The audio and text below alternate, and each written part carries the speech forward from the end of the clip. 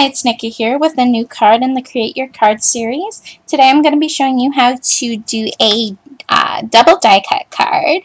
I will be posting the link below to show you how to do all these cuts in Design Space. So let's get started. The pieces you're going to need is the card base, your first part of the die cut, your background piece, acetate, whatever you're using for the shaker. I'm using gears that I cut out from Design Space on the Explorer, and then your second part of your die cut. So we're going to adhere this to the card front. Make sure you add the adhesive to the right side. I had to start filming this whole thing again because I added it on the wrong side. It happens. Well, it doesn't matter if it's lined up perfectly or, you know, smaller than your card base, because it will be hidden by this layer. You just got to make sure that it's larger than your cutout. And we're going to adhere the acetate. I'm using liquid glass. The pattern paper I'm using is called Jackson. Sorry, I had to think for a second. From Close to My Heart. I used it as the background and the cutout for the day. And again, it's the same with your background piece. Your acetate needs to be large enough to cover the hole, and also the foam tape, you don't want it too much shorter than the foam tape.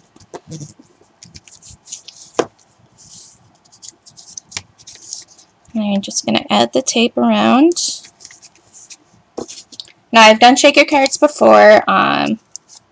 You can use foam and just cut out the rectangle that way, using like the fun foam.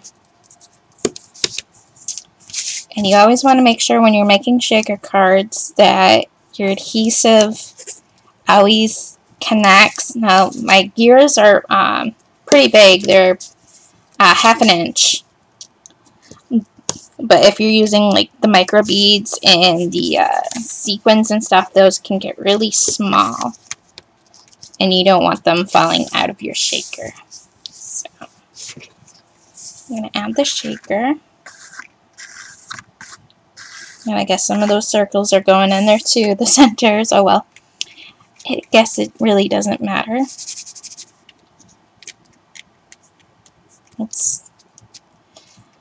On my last card that I made, they all clumped up and they wouldn't shake. So I'm going to separate them a little bit.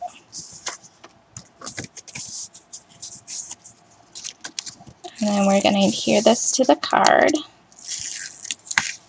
Oops. Making sure your sequins or whatever you're using does not adhere to your tape, otherwise they won't shake. Like that. And then you're going to adhere this. You gotta line it up kind of backwards. So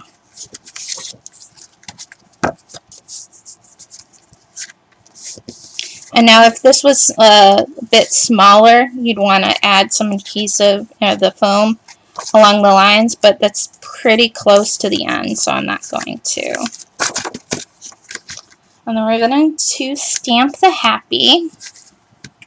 I'm using Joyful Birthday from Close to My Heart in white Stays On ink.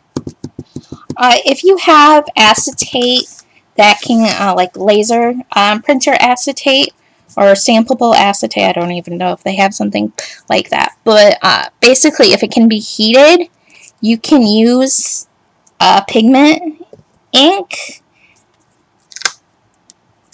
instead of the StazOn, but my acetate is the presentation covers. I love these. These go my shaker cards, my stencils. They're a thicker quality acetate, and I adore them. So, and when you're stamping on a slick surface like this, you want to make sure that you're stamping you're stamping nice and even and not jiggling around the stamp, otherwise you will not get a clear impression. So I'm going to add the glue to the back, if I can get it to stop sticking to my fingers.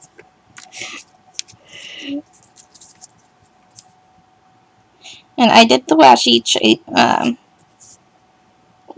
the trick I like to use with the washi. You can use anything that's pretty much removable. There's that Post-it notes masking, like tape stuff. So I just do this so I don't have to sit and try to line everything up again, because I already know it's lined up perfectly once it's cut from my mats. So